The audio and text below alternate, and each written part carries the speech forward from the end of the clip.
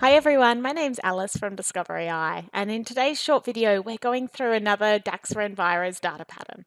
So this time we'll be having a look at analyzing reservoir storage volumes and going into a suite of functions in DAX known as iterators, and having a look at how we can use average x, max x, and min x to calculate our total system storage volume across a whole range of different forecast scenarios. So let's just chat through the scenario first before we dive in. So let's just imagine that we're a water resource manager of a small town where our primary water source comes from 3 reservoirs. So I've run 120 different scenarios in my water resource model to provide an indication of what the next 5-year storage volume could look like. So I want to analyze my forecast data both for the individual reservoirs but also the total system storage. So what is the sum of all of these reservoirs across all of the different scenarios? I've imported my data in Power BI, but I'm a bit stuck. What are my options here? So if we have a look at our data model, you can see that we've got a really nice clean star schema here with our water outlook forecast as our fact table down the bottom and our 3-dimension tables here. If we take a look, we've got 3 reservoirs A, B, and C in our reservoir table. We've got 120 different scenarios here, which we're analyzing. And in our fact table here, we've got more than 500,000 rows of data. So across those 3 reservoirs, we've got daily storage outlook volumes for 5 years for 120 different scenarios. So this is a lot of data here. So let's take a look at what this data looks like just in a very simple line chart. So we can bring our date into the x-axis, and without writing any DAX here, let's bring in our storage volumes to the y-axis here. So we can see that if we just drag a column into a visual, what Power BI does for us is it creates what's known as an implicit measure. We haven't written any DAX yet, and we can choose a couple of ways of aggregating up this data. So at the moment we've got sum selected, but we could do the average storage volume, the min and the maximum, and things like that. But this, for us to really understand what is happening here with this implicit measure, it does really help to write a little bit of DAX.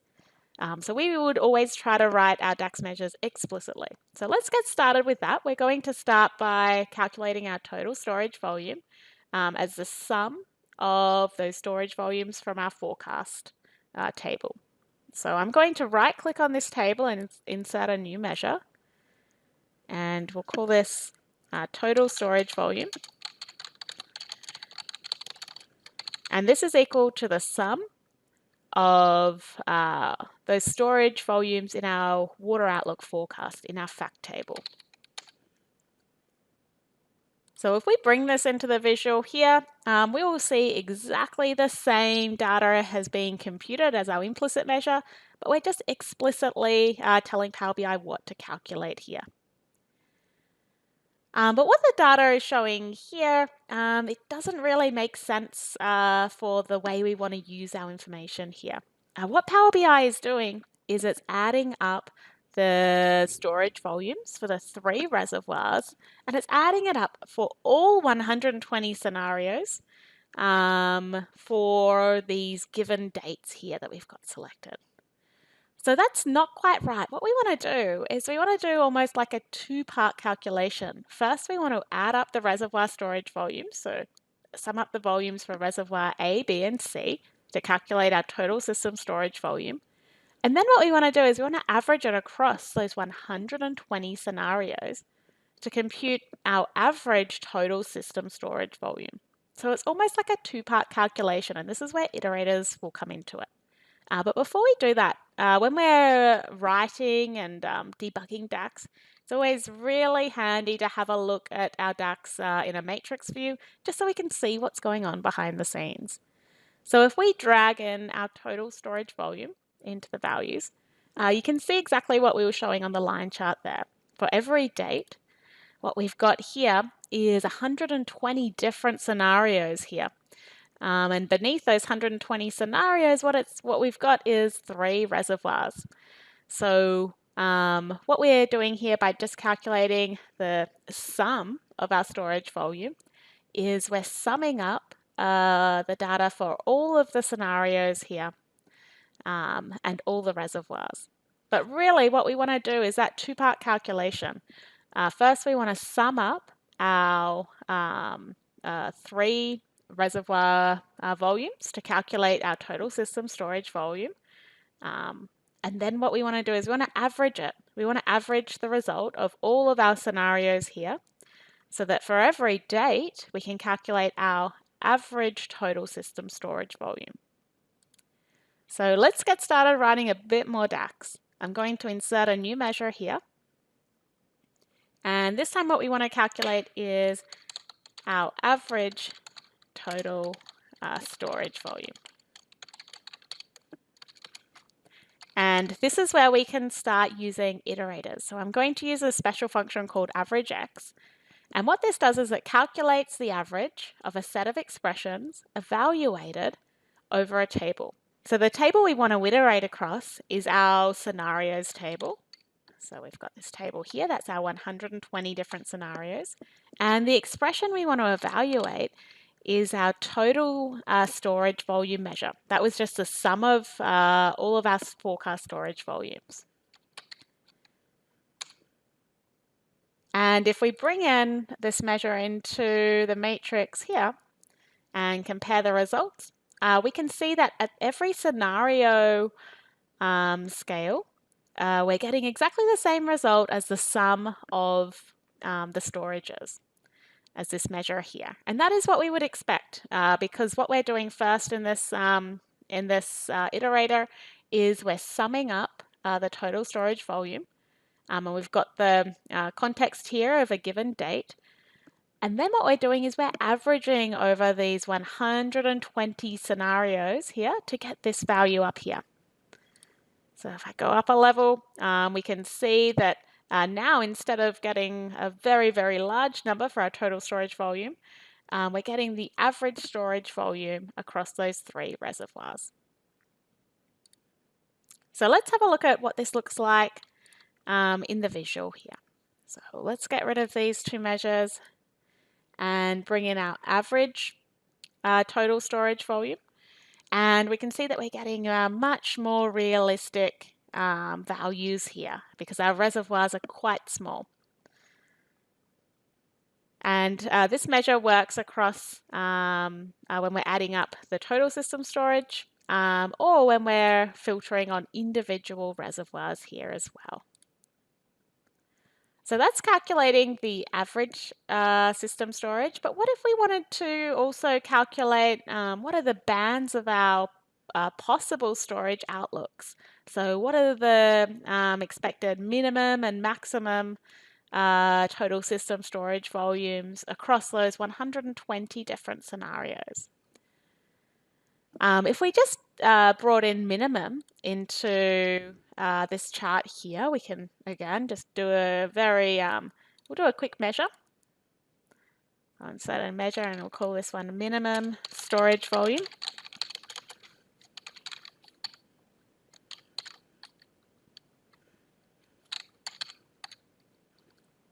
So we're going to calculate the minimum of the storage volume here.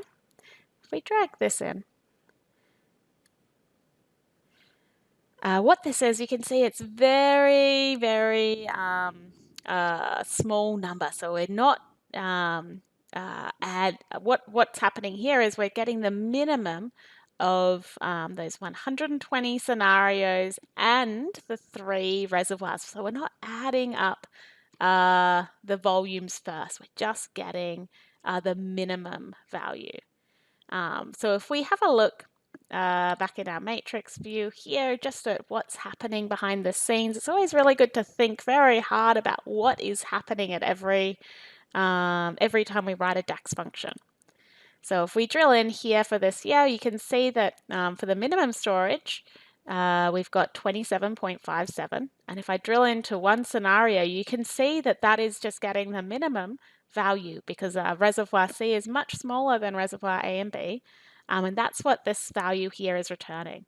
But what we want to return is not the minimum of all of the reservoir storage volumes in your system. Maybe you've got like 20 or 30 different storages across the state.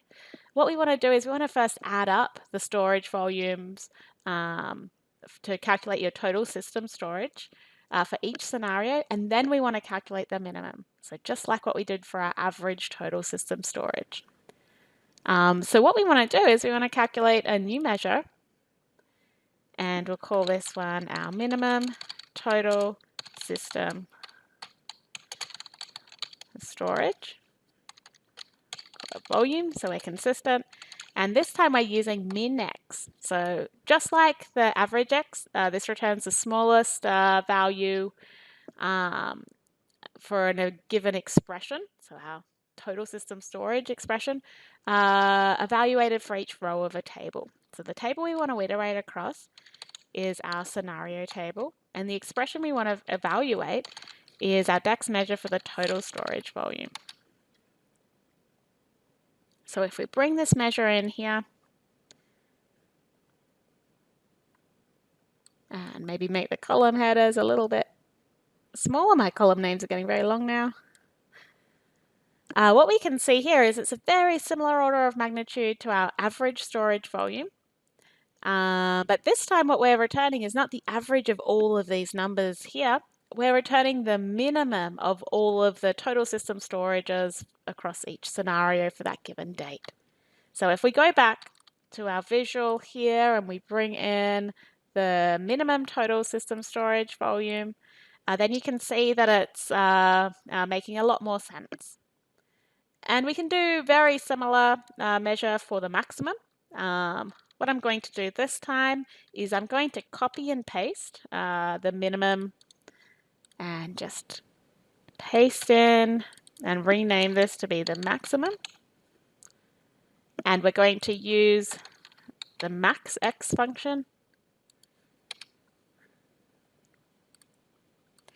And if we drag this one into our visual here you can see that the maximum for across all those scenarios tends to be the total system storage full supply volume level. So that's why this line is very, very flat.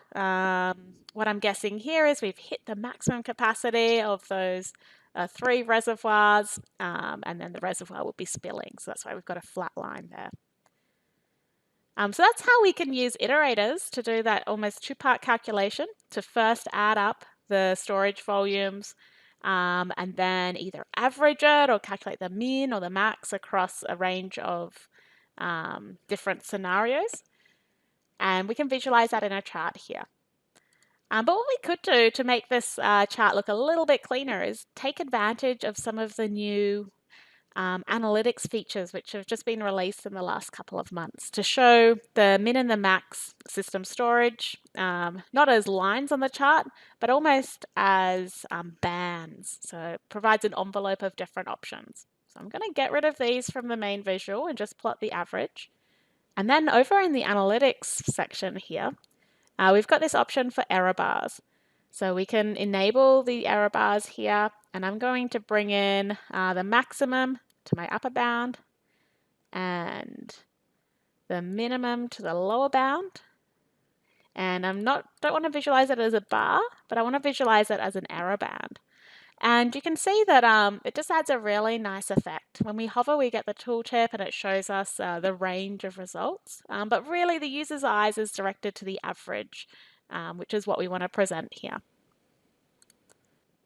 If you're keen to learn more about how you can visualize your environmental data in Power BI, then be sure to sign up for our Power BI for Enviro's monthly meetup group, keep following along on our blog and YouTube channel, or reach out to one of the team at Discovery Eye to learn more about our training and consulting packages. So thanks so much for watching and have fun playing around with DAX in Power BI.